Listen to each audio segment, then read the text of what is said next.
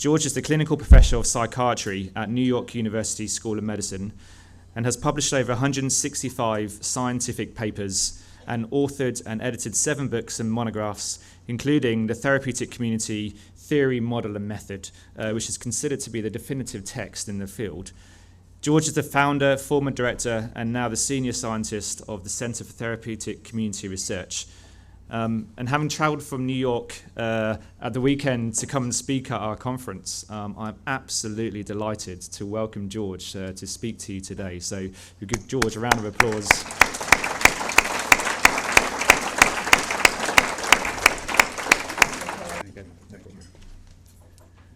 Mark's story is a great story, and I haven't met Mark, and maybe we can chat a bit.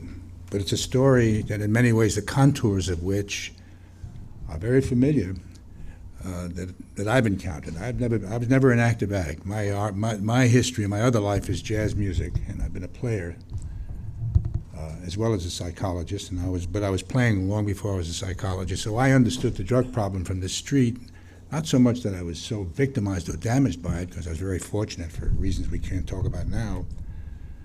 But I did see a lot of contemporaries, become casualties. I knew it from that end. And then when I moved on and became a psychologist, and then we had this raving heroin epidemic in New York in the 60s, we had no treatment for drug abuse. That's captured in the phrase, once a junkie, finish that. Can you finish it? Once a junkie, that was the phrase. Everybody believed it then. The mental health people, the medical people, the criminal justice people, education, policy people, and unfortunately the addicts themselves. There was no sense that they could actually really change their lives. It was in that context that, in the New York experience for the moment, that 2 developments were occurring. One was the rise of methadone, which was an experimental drug, implemented as a policy drug, even though it was still experimental, in 1965, 64 and 65, and the spontaneous appearance of therapeutic communities, the first of which was Synanon out in California, which was, initially settled by recovering alcoholics, but then within a year there were a number of New York addicts that went out there and then recreated that whole phenomenon, from which the therapeutic community stemmed. Synanon itself, unfortunately, went down, took a kind of serious left turn and had a different fate, but the movement itself, namely therapeutic communities, has thrived over some 40, 50 years. Well, in those early days, some of the first therapeutic communities were Phoenix House and Daytop and Samaritan House and Gateway and a number of the great New York programs. And also from there, of course, Phoenix House London was born in its visits from when they came over to watch us in New York. And a colleague of mine who was a psychiatrist, by then I was a psychologist, and a colleague of mine who was a psychiatrist, Mitchell Rosenthal, was assistant commissioner of substance abuse. The commissioner was Efren Ramirez. These are historical names that you may forget, but they're rather important in the whole movement of the drug addiction system. Efren had actually run what looked like a therapeutic community in Puerto Rico. And so he became commissioner in New York, and the challenge then was, what are you going to do? You got a raving heroin epidemic here, and really no effective treatments. So methadone was launched in some ways, even before it was proven, but it was launched, and so did therapeutic communities. So they had parallel developments. Now the reason why, of course, I'm in the therapeutic community movement. In those first months, the first therapeutic communities, I'll give you this brief story, is the Phoenix House story, but there was similar in others. You need to understand it from a recovery movement vantage point. I'm actually now lecturing on recovery movement, as you can hear, but this is really the first beginnings of it. And that these were launched, of course, by recovering addicts. First communities were only recovering people. There were no staff, there were no professionals, nothing like that. These were simply groups of addicts who found themselves at the end and decided they wanted to make some change together, and they held hands together to do that. Phoenix House was one example, 7 guys on methadone at Beth Israel who decided they were too afraid to go to the street alone, so they did it together. And pooled welfare checks, and then on the Upper West Side, you got an old tenement, which was in a drug-infested neighborhood, all they can afford, and then began to develop a daily living pattern. A couple of Synanon dropouts from California came to New York, and you get that kind of mix that occurred. Well, in those first months, Mitch, as the assistant commissioner, got involved with some of that early Phoenix House development, which in the first 6 or 7 months, then they asked me to join them and see if we can help. So therapeutic communities, although this is not a lecture on therapeutic communities, but there's a reason you need to understand it, because I guess we have it on a slide. Arguably, it is really the first recovery-oriented treatment. Now, we had AA, and NA, which was gradually beginning to form, but those did never recognize themselves as treatment. Those were support. Therapeutic communities actually asserted itself to be a treatment approach, even though it had been developed and facilitated by the recovering addicts themselves. Gradually, some non-addicts like myself were involved in it, but I was involved with it very early. Now, the reason why I want you to have that story is that we can't go further into some of the real statements I want to make without you having that history, because the recovery movement, we didn't even use the word recovery in the 1960s. It's not because it was forbidden, but that is not the way the addicts who were going through changes saw themselves. They didn't see themselves as recovering so much as the operative word is that they were changing. And so the word recovery comes in quickly when it starts to become a political funding issue. When you talk about the words treatment, then you talk about the words, those are all medical words. And so once that language, that vernacular came in, then it all became about recovery. But even those first therapeutic communities didn't see themselves as treatment. Although it was the first, I have essentially argued, it is the first recovery-oriented treatment approach.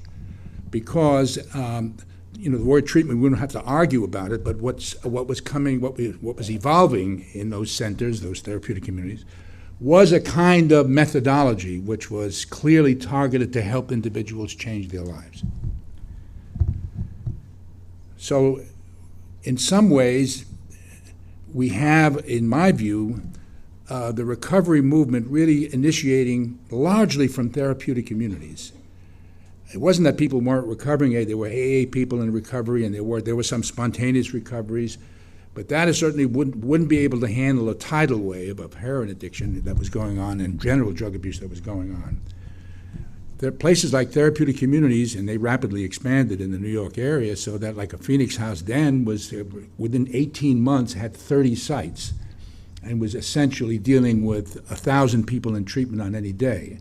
And 1,000, those days, mainly heroin addicts on any day. So that was you're talking about now an important social medical phenomenon, which was a rise of a treatment system, the elements of a treatment system. So between methadone being offered as one track for heroin addicts and the appearance of therapeutic communities, you had essentially the birth of the drug treatment system in the United States, which incidentally probably launched the drug treatment systems around the world. So that's what that origin is, this relationship between the drug treatment system, which now becomes a funded, organized policy, which has really its roots, at least on the therapeutic community side, in a kind of spontaneous, drug-free approach, which did not utilize any conventional mental health and medical approaches.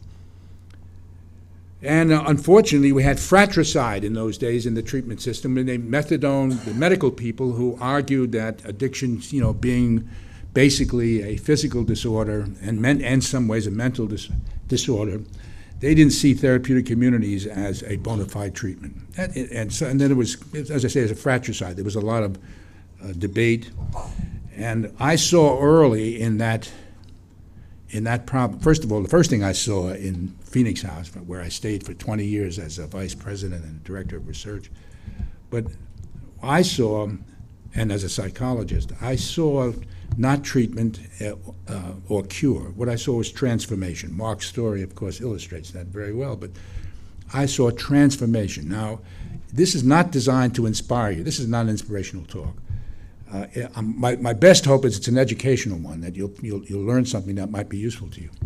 But what I saw was transformation, which is contained, of course, up on this screen, this idea of, we weren't talking about getting clean. People got clean, but that was only a prerequisite for learning how to live your life.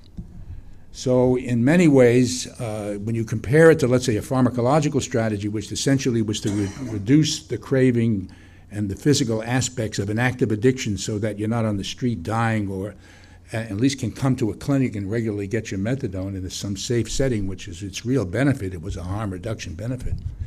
And methadone did start out as a first step to help people essentially get more, in quotes, services, social and psychological services, very quickly.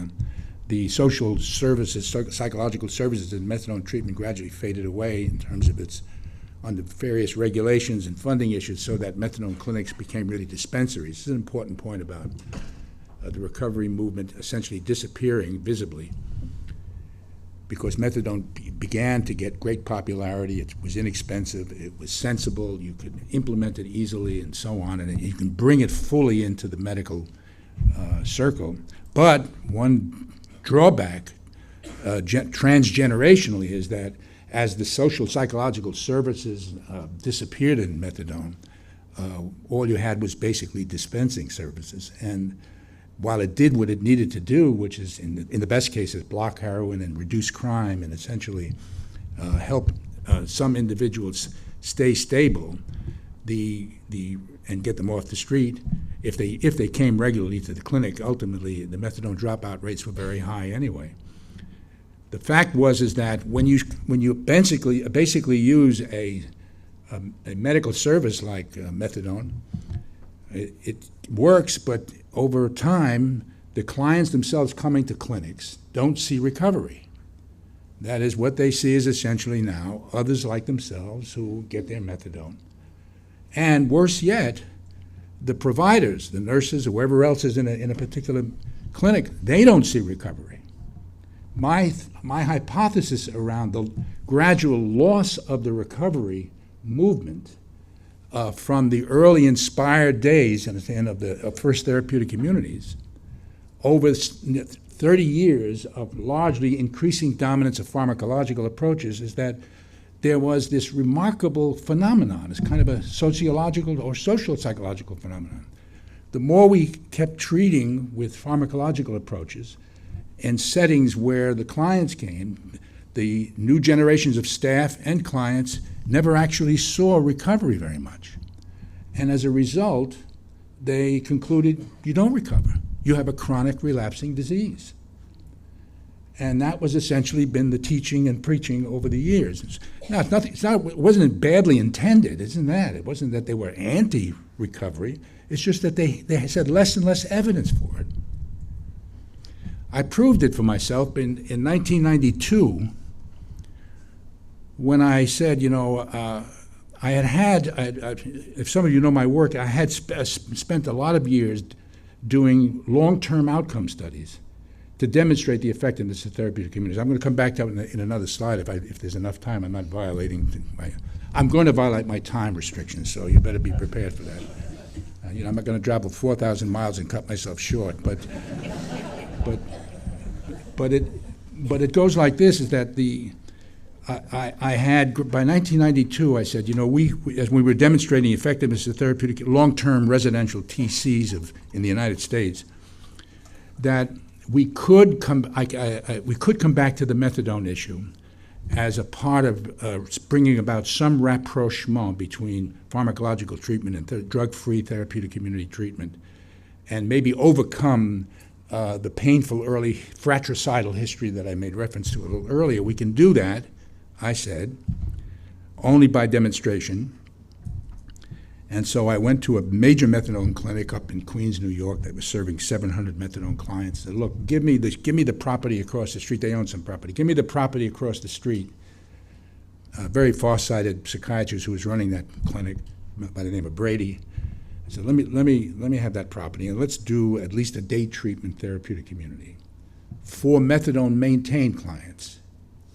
And so the concept there was to get out of the fratricide, ideological fratricide, and also essentially deconfuse the medical community around the issues of recovery and medicine. I said, let's run a therapeutic community across the street from the clinic, only with the methadone-maintained clients, and do not require that they get off their methadone. That was not a requirement. This was not a detox or a gradual detox from methadone to abstinence, of which there were one or two very good examples in New York. Therapeutic community is specifically designed to get you off methadone and then move on into a drug-free state. That's methadone to abstinence. This was not. This was simply, which I later called essentially methadone-assisted recovery. And the idea was, look, addiction, as they know it, was not only the physical disorder, it was an entire lifestyle disorder. It was a way of living. Let's see if there are some numbers of methadone-maintained clients who can gradually engage in all of the activities which basically defined recovery, even though they were having some assistance from some medicine. And of course, we published outcomes of those and shown that, yes, there were a number of them that could begin now living, staying 18 months, 20 months in a program like this, could gradually begin changing their lives and living like the early stages of recovery, or what I call mid-stage recovery, and still be medically assisted by methadone, which made the point that the whole addictive disorder was essentially a full-blown lifestyle and identity disorder, as you will hear a little bit later. Well, it doesn't necessarily mean that in the end we settled the question about whether you can have a medically assisted recovery that would be a lifelong recovery, if you want to look at it that way. Didn't do any of that. But what I wanted to do was not neglect those clients, that even though that they were on on methadone maintenance, that they could enter an environment and in a setting which would begin encouraging what I would consider lifestyle and identity change. While that was that was funded, that was a research project, and had a very kind of a crashing end to it, because we demonstrated, we published the papers, but the money was finished at the end of 5 years, and New York State did not pick it up as an alternative approach to be added to the arsenal, namely medical assisted recovery centers. Now, there's a lot of reason I'm fussing about this story, is because one, people don't know, it's called Passages, that program, and it's written up in several places. However, why it's relevant for us here is that when we think now in 2011, when we think about recovery and the recovery movement, we've got to consider all the sources. You can't simply talk about people immediately going into, let's say, drug-free states of a motivational change, which is the desired state for recovery. Again, it's a desired stage, as a matter of fact, of recovery. But we have to really consider, where does, let's say, methadone or medical approaches, where do they fit in a recovery movement? And I'm going to come back to that at the end of the talk.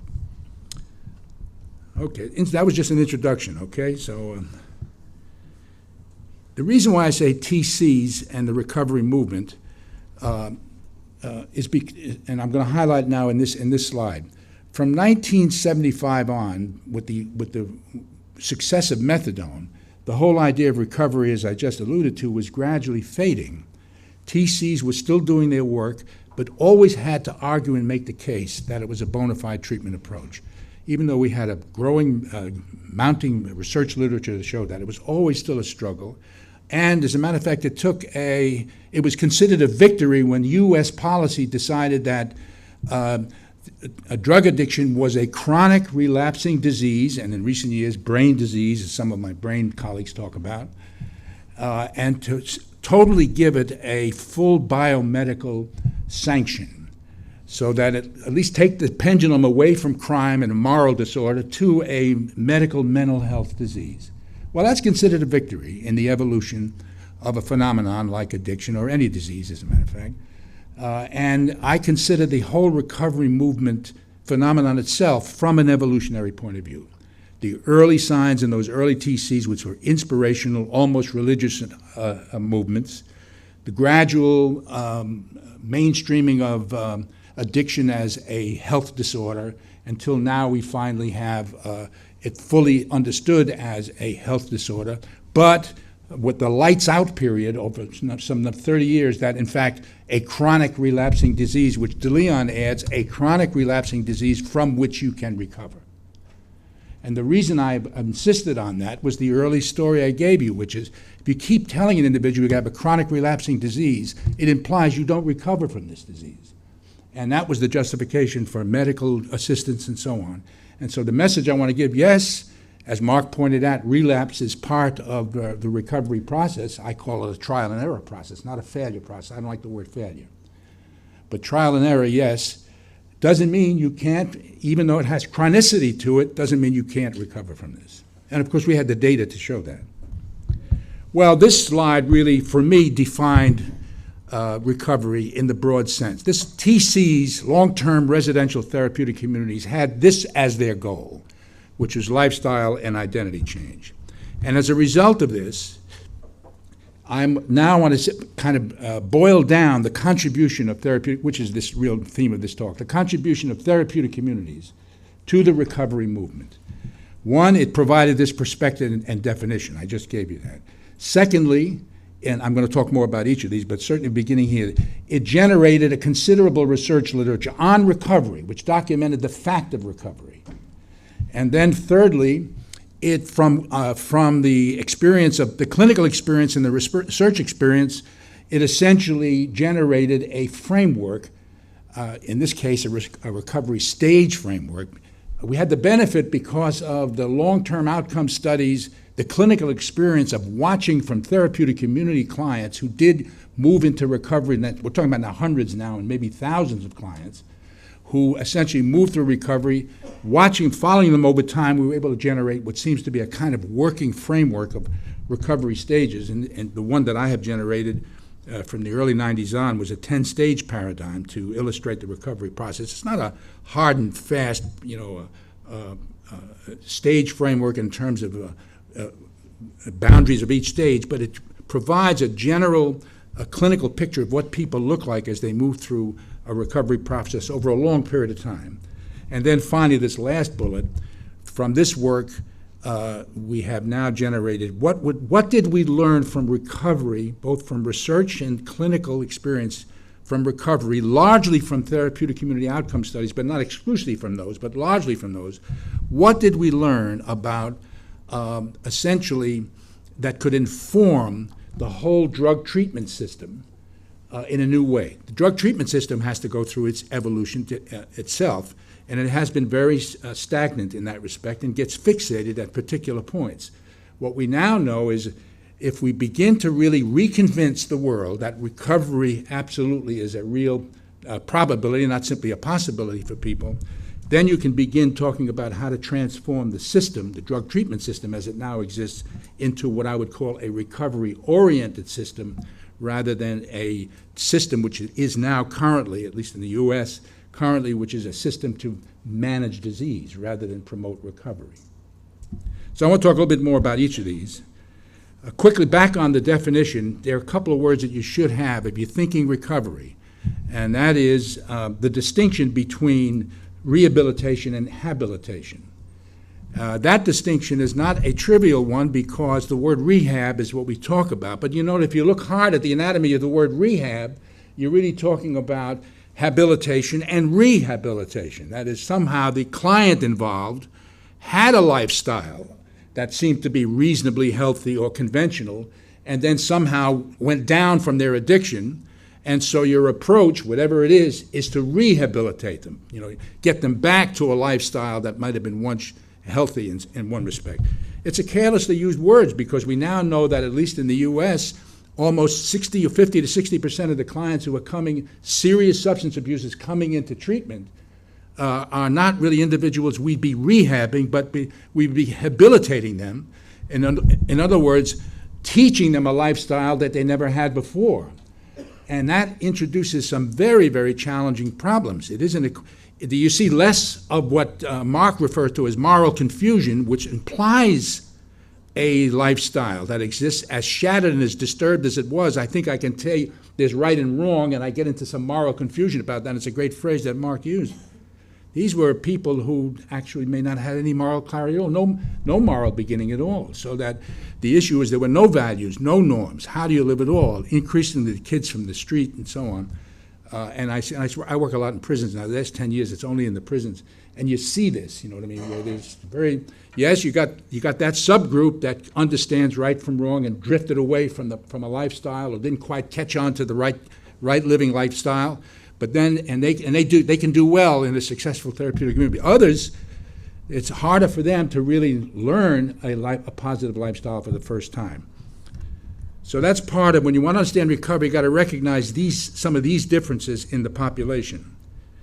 And then this perspective on recovery. TC makes the contribution to the recovery movement in this respect, is that we were able to follow how recovery unfolds in large numbers of people moving through treatment and then post-treatment. And these concepts seem to now kind of jump out. That's not the final list, but it's a working list that will tell you that in any program that's centered on recovery, or any system that essentially now elaborates itself in terms of recovery, these assumptions should be guiding a lot of the policy understanding around this. That it's a developmental learning process, it's not overnight. In a way, if you essentially watch an individual go through changes, we're not specifying them here, this is not what this is about, but there's some writings on this, more detailed writings about this. But it's developmental learning. You gotta learn something here before you can move to here. And so that begins to imply certain kinds of strategy issues if you're building a drug treatment system that's sensible and focused on recovery. What are they doing in this particular program that's moving them to recovery? Then if they go here, what are they doing here? Particularly raises the very serious issue of the judicious use of social services versus treatment services. There are important distinctions there. We know that it's fundamentally mutual help and self-help, that in the last analysis, that regardless of how much service you give them or how much counseling you give them, and there's a real question about how much counseling is actually needed, the real recovery process unfolds most often through some kind of self-help and mutual self-help. The term mutual aid is used, but I use the phrases self-help and mutual self. It's always you, that's the self-help part. You make the greatest contribution to the change process. No pill does that. No particular counseling does that. You have to do something. That's the self-help part of contribution. But you alone can do it, but you can't do it alone. And that is, you essentially need other people around you to help you essentially do what you have to do for yourself. That translates into powerful ideas like your recovery is my recovery. Every time I'm assisting you in terms of making a change, I'm reinforcing that change in myself. One of the real psychological principles. We know that it involves motivation. Whatever we're doing in treatment and programs has to have a very good understanding of motivation. Two kinds of motivation, extrinsic and intrinsic motivation. You need an understanding of both those concepts to really essentially understand what strategies will help the individual move to the next stage. Mark talks about the dropping of the levels under the water in terms of all of that leading to some final motivation, which is somehow it no longer works for me, I've got to do something, I've got to change myself. But that doesn't mean it's a requirement to get into a system of change. The system has to be able to recognize, I've got people who are not there yet. And so what do? Do we ignore them? Do we let them go to the train station? We let them fall down into the river? Or in fact, do we set up some kind of capability where we're able to help the individual get to the stage where they begin saying, maybe I've got a problem, maybe I've got to change. That's a whole sophisticated kind of interventional matrix that you have to understand. And where should we do that? In what setting can that happen best? But we shouldn't ignore doing it. That it involves social learning, but I won't spend a lot of time here because that was very unique to the TC. That's a particular approach where essentially the individuals really learn about themselves and change about themselves if you put them in new roles. That's why therapeutic community, you need to know more about therapeutic communities. And that is the power of that particular approach is that it recognizes that if you put the recovering or the ex-addict or the working addict, recovering addict, you put them in roles, positive social roles, particularly in peer structures. Be a coordinator, be an expediter. You're responsible for this, you're responsible for that. They begin to see everything about themselves in terms of what might be their behavioral, cognitive, and attitudinal and emotional problems. Social role. One-on-one counseling does not work in that way. You can't, no matter how good the counselor is, you're talking about 167 hours in the week or 168 hours in a week, and a counselor's got one. The 167 hours in the week, has the individual, you see the individual in all of their life, and therapeutic communities were very unique in that way, and that is they had an opportunity to look at each other 168 hours a week. And then to recognize the relationship between treatment and recovery, which treatment is essentially an episode in the recovery process. That makes the distinction that recovery is a long-term trajectory. Treatments are essentially very discrete episodes in those. The research I won't spend a lot of time on because I don't want your eyes to glaze over with numbers and bar graphs. But the message of this, and I'll just summarize this, we have two major bodies of literature that document recovery, the fact of recovery. Natural history studies, which described changes in small follow-up samples. The earliest and most famous of George Valiant's alcohol studies follow up 25 years of alcoholics and what happens to them. And then we've had other similar studies, not as far out, but on heroin addicts and others. But they're not many, those studies. But from those natural history studies, they were able to document, some proportion of people, and the estimates would vary from 15 to 20 to 25% to 30% of the sample looked fully recovered some 20 years later. But the therapeutic community field effectiveness studies, now these were organized investigations, single program, multimodality, which means look at methadone, look at TCs, look at drug-free outpatient. We've got plenty of data that comes out of now almost 30 years of those studies. We have outstanding studies in England on Mike Gossip's work, which was modeled after the United States work, systematically document that multidimensional recovery changes in large samples up to the last studies were 12 years post-treatment. And you're talking about thousands of people being followed. So we don't have any doubt about that, although some of the rigorous researchers in the temple of research, will still challenge, because if you don't have a randomized controlled study, how do you really know it's treatment and so on? Even though they agreed that the individuals recovered, they just were arguing whether it was the treatment that contributed to that. So the main findings are these. You should have that as part of your general education. I'm summarizing this free for you, so you got this one, you can put it away. The main findings include, just summarized, from multiple sources of outcome, the field effectiveness studies, some single programs. I did it in Phoenix House and was able to follow 1,000 people out 7 years and so on. And several, not many, controlled studies and some statistical surveys. And the weight of the second bullet is the headline. The weight of the research evidence from all sources is compelling in supporting the hypothesis that the TC, in this case the TC, is an effective and cost-effective treatment for certain subgroups of substance abusers. The certain subgroups means serious substance abusers. As a matter of fact, it's the treatment of choice for serious substance abusers. Another fact that you're going to have to consider in planning any recovery-oriented integrated system, namely subgroups of addicts and where they are in terms of their severity. I want to talk for a moment, if I've got a few minutes, on a recovery stage framework. This, unfortunately, is going to require more of a kind of, how much have I got? 2 or 3? It won't work. So we may as well negotiate right now. I mean, it's just, I don't want to go that fast where I may faint. I just. So if you can you tolerate it?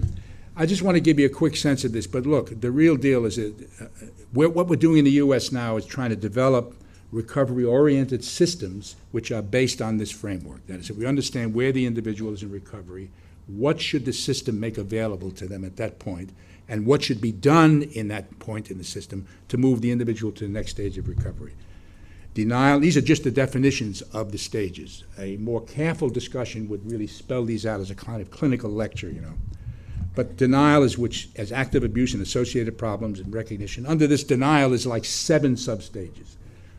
Ambivalence, when you get a client, this all has to do with being able to assess where the client is in the change process. So even denial, which looks like no change, I consider a stage of recovery.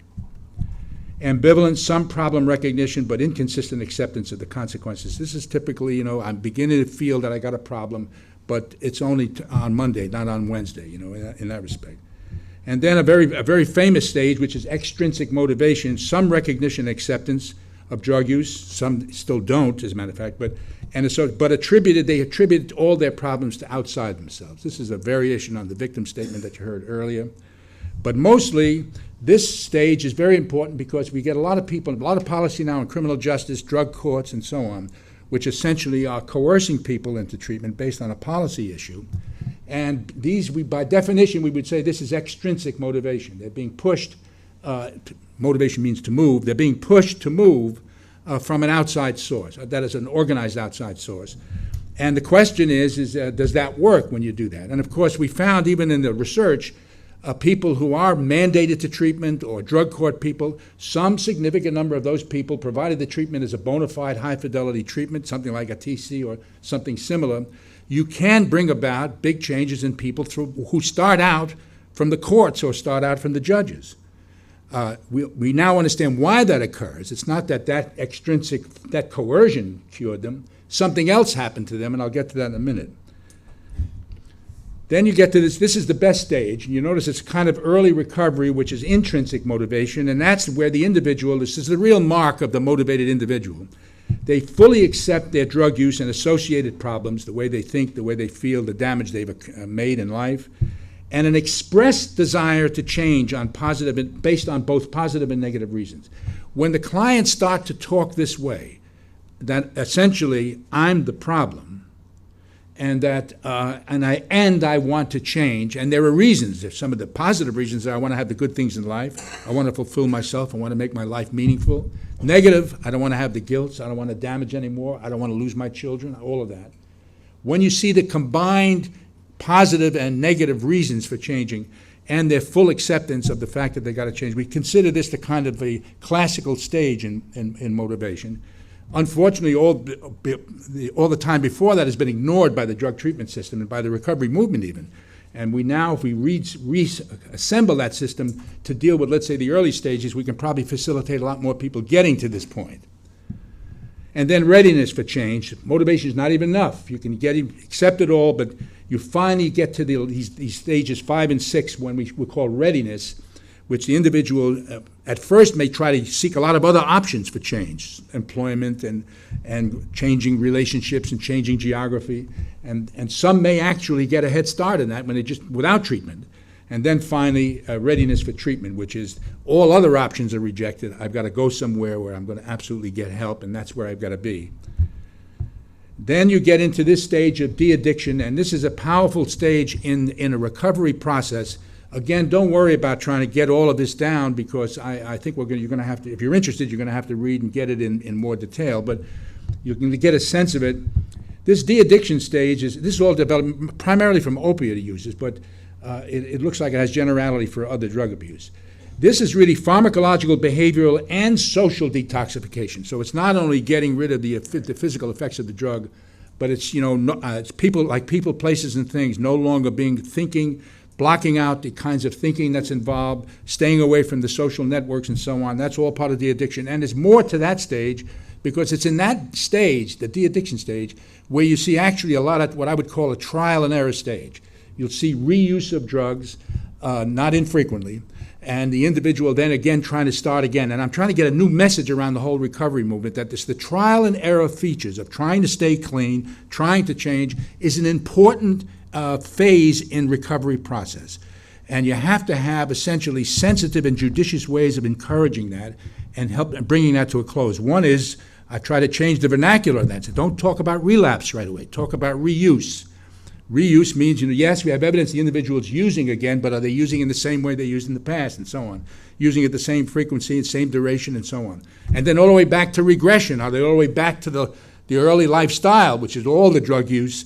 And then, so you got relapse from there, which is I'm using it about the same rate I always used, and I'm living the old style. But even that one, in my experience, even if it looks like a full-blown regression, the individual basically, if they've gone through phases of intrinsic motivation and readiness, they have learned something. You have to essentially help them recapture what it is that they learned from going through that cycle. They don't really recycle, even though some of my stages have changed people, like DeClemente and so on. We'll talk about recycling. I don't like it, because it implies the individual hasn't learned anything at all.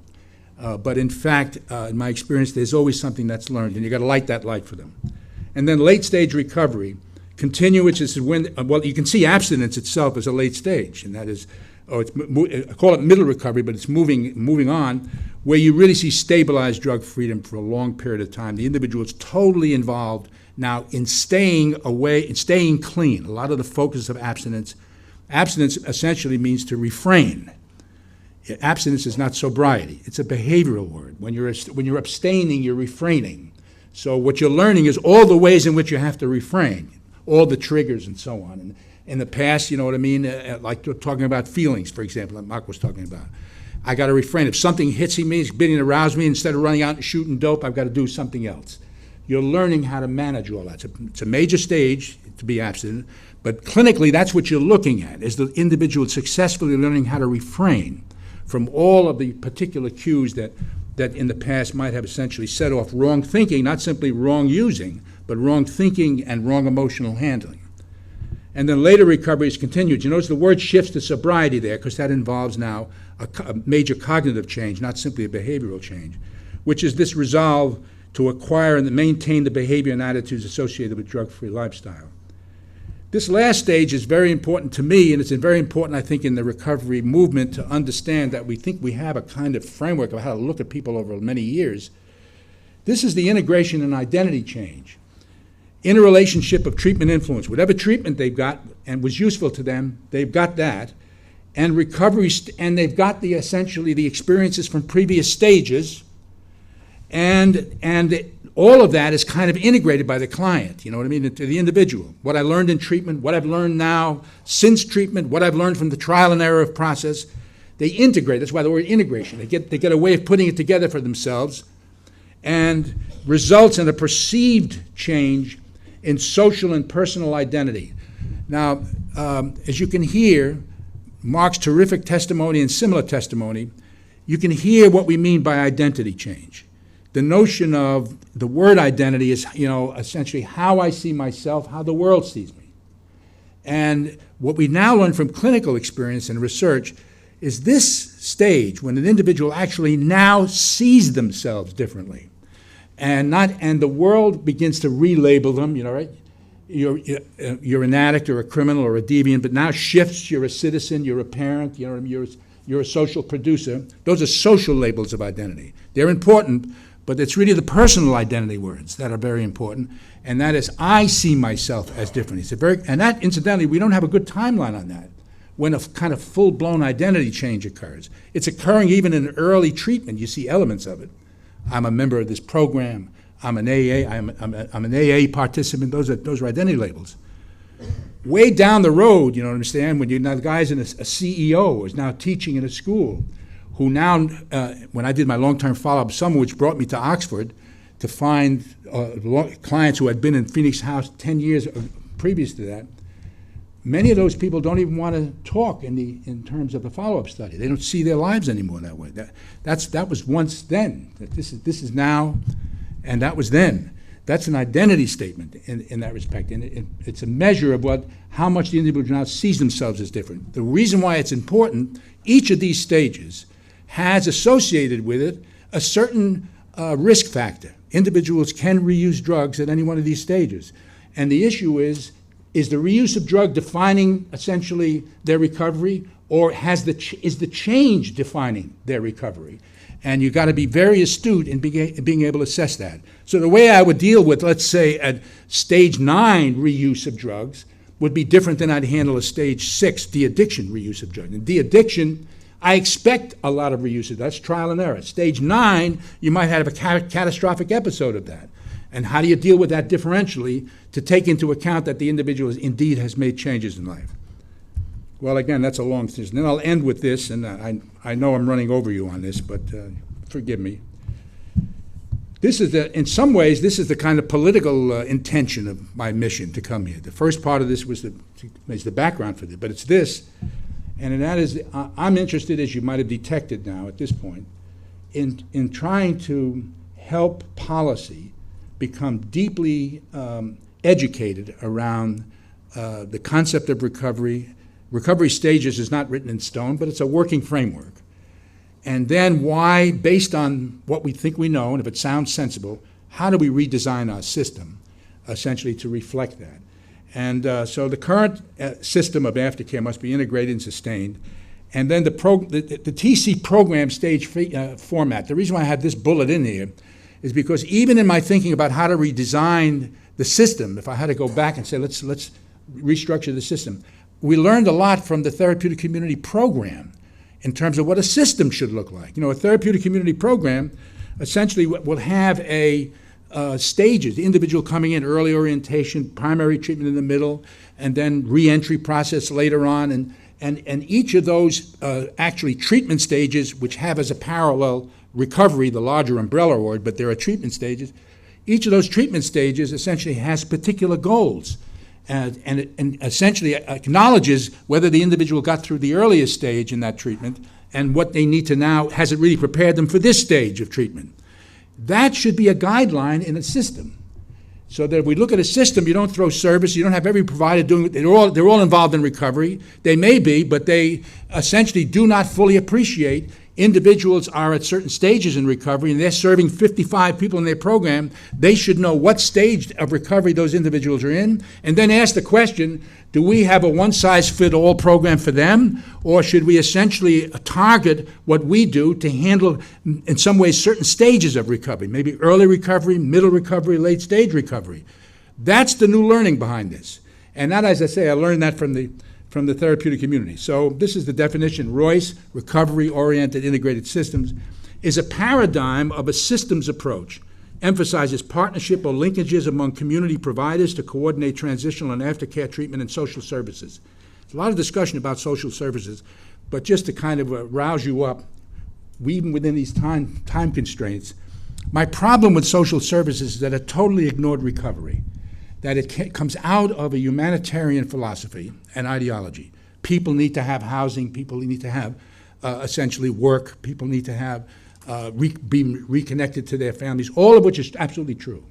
The question is, we know from the recovery process, believe it or not, there are stages of recovery where the social services are not going to be used constructively. They're not wise. That is, we can throw the services at the individual, but if they're not in a position, which means a certain stage of recovery, to constructively use that service, then we've wasted it in some sense. And that we have entire national policies which require that the addict must have certain social services and so on. This is arguably, and we can debate this, but the message I want to get across to you is the power of this recovery stage.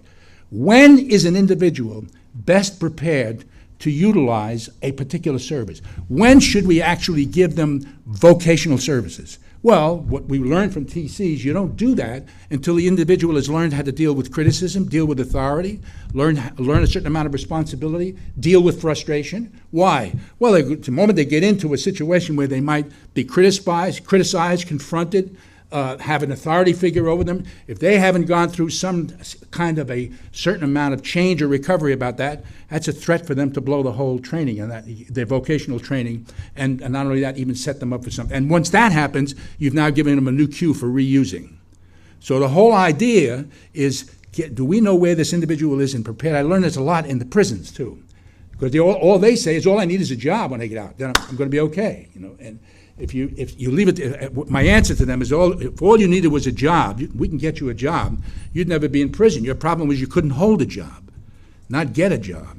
And so the key, that made the distinction that, there's a lot of other changes you've got to go through before you simply say, give me that vocational training program or give me that housing and so on. Well, again, that's a longer clinical discussion. I don't want to over-race it, but I said I'd to kind of provoke you on this. All right, I won't say much more. The key on this is, in the framework, I'll go back to this slide just to give you an example of what we've been doing in New Jersey. Typical partners involved: education, employment, housing, family, mental health, all at the table. In a recovery-oriented system, you've got all these agencies represented at a single table. And criminal justice clients, because this is a criminal justice example, they may be prison-based providers, parole, judges, halfway houses. In the Royce program in New Jersey, for example, we have all at the table. They meet every month. The client moving from an in-prison treatment all the way out to halfway house and aftercare. We can follow what's going on with that client and what's going on at each one of those stations along the way in terms of where they are in recovery. That's an example of what we're talking about. But the integrative ingredient, of course, is an overarching framework of recovery. Okay, I'm going to stop today. Just one apology. Was that too fast? I need, by a show of hands, I need feedback, otherwise I don't get any better at what I do. So, Oh, well. Was it okay? Was it the right tempo? Let me put it that way. Yeah, okay. Appreciate you listening. And what? You want it longer, you're saying? Well, that's show business, David. I don't know, but no, let me just see it this morning. I'm going to be around most of the day, and I'll tell you what we have in the workshops.